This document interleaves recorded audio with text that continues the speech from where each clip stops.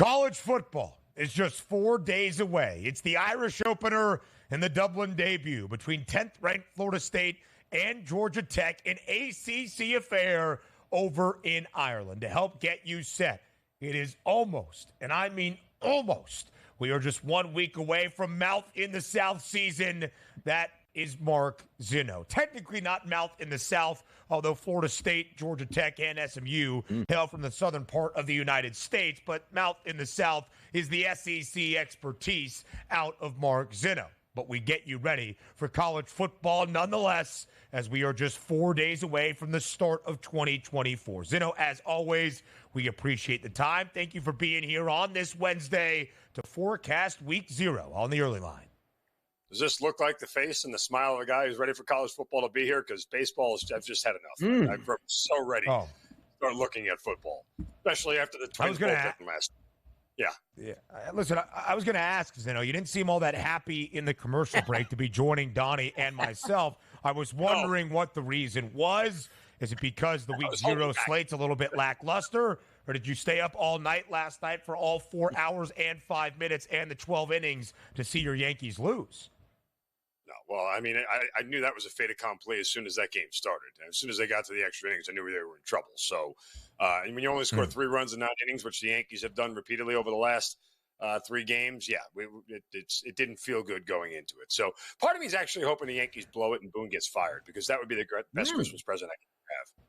How about that? Listen, we're going Major League Map with Mark Zinno up next to round out this second half hour of hour 2. So let's start with fun things, and that's college football on the horizon. The Irish opener between 10th-ranked Florida State and Georgia Tech. And Zinno, one of the stories entering this ACC showdown in Dublin has been the line movement we have seen over the past week or so. 13.5 at open in favor of FSU. It's down by a full field goal. Only 10.5 points in favor of the Noles, the 10th-ranked team nationally in the AP preseason poll. So, what do you attribute this substantial line movement to? Is it Alex Atkins, the offensive coordinator and offensive line coach, not being able to be on the sidelines because he's serving a suspension? Is it believing in Haynes King and this Georgia Tech offense and a revamped sort of Georgia Tech look? I don't know. Is it the fact that, along with the offense coordinator not being there, you have a new quarterback and you're going overseas and the travel and all those things? But, guys, the line movement here to me is peculiar. But don't be surprised to see some buyback as we get closer to the weekend on Florida State. I'm curious to see if we hit the bottom of the market here with this number at 10.5. And it's going to start to go back in the other direction. I mean, if a 10 popped up, I would grab it immediately. I'm on Florida State. I'm on Florida State the whole way. I think this is playable to Florida State minus 13.5. Guys, Georgia Tech last year, okay, out of 130 college football teams, their total defense was ranked 120th. Out of 130 total college football teams, their run defense was ranked 128th in the nation. Now, I understand that they have hired Tyler Santucci from Duke, and Duke had the best defense in the ACC last year. But you know what he didn't bring with him? The players. He hasn't been able to recruit anybody. He hasn't been able to, bring people in to play in this defense. Like, even if Georgia Tech's defense, let's just call it, is better, are they still one of the 30, 40 worst defenses in the country? Yes. Like, I mean, are we really assuming that Florida State doesn't have just better horses in the barn at this point in time to go out and beat him? And it's Haynes King. I mean, I think Haynes King is talented. I think he's done well for Georgia Tech, but he's still a little mistake prone. I mean, there's enough here for me to go back to Seminoles. I'm not really scared by the line movement. Feels like a gift. It could be an overreaction. And when you talk about 3 points from the opening line of 13.5, you're probably getting some good value here on Florida State. I'm going to take it. I don't think I'll wait for a 10. It's not going to matter at that point. I'm going to need 11 anyway. So I think the Seminoles are the right side here. I think their defensive front is still intact and still very good. And I'm not worried about Georgia Tech. Their defense, I don't think is going to be able to slow down the offense in their run game and the transfer from Alabama. Mark, as Ben would say on a day-to-day basis, he's worried about the fragility here of the Florida State players and their coaching staff for getting hammered in the Orange Bowl last year by 60 points. I tend to set that aside here when taking a look at this game. So if we are, how do you get ready for this game as a handicapper? Overseas, two teams playing an ACC opener in Dublin. Is there any advantages or disadvantages? Because is that why people are just saying, let me lean towards the points because it's overseas and technically we don't know what we're getting out of Florida State?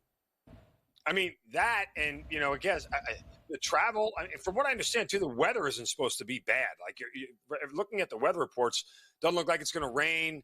The weather may be favorable, and that may help Georgia Tech out a little bit as far as, not having to force the run issue so much. So I think there's that. And look, which coaching staff do you truly trust more? I guess is what it boils down to. It doesn't matter that Alex Atkins isn't coaching this game. You've had 3 or 4 weeks to get ready for this game. Like, I still trust Mike Norvell in Florida State a lot more than Brent Key and Georgia Tech, and that's not a slight on Brent Key. They just, again, this is a more experienced team with flat-out better athletes. I know Georgia Tech has taken care of Florida State in the past couple of meetings. They've been able to upset them and play well against them, but none of that matters in this spot here. It's different players, different everything. So, again, I just have to look objectively at the rosters and the players and trust that Florida State has better horses in the barn, and that the travel won't affect it because guess what? Both teams are traveling. It should affect both of them equally in theory.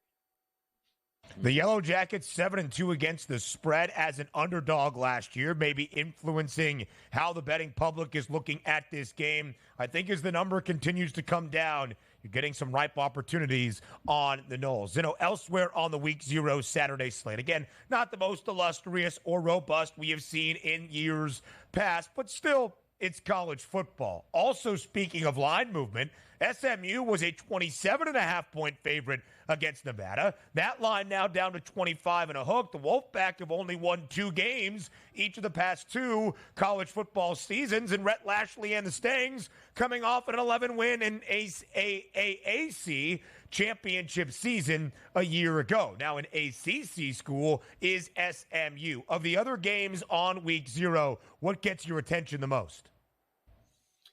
I mean, SMU's team total is a direction I would look in, especially with this number coming down. Hey, remember how bad Georgia Tech's defense was last year? Total defense 120th. You know who had a worse defense than Georgia Tech last year? Nevada. And this is a passing offense from SMU with Preston Stone, 28 touchdowns last year, 6 picks, returning all 7 top receivers to this offense.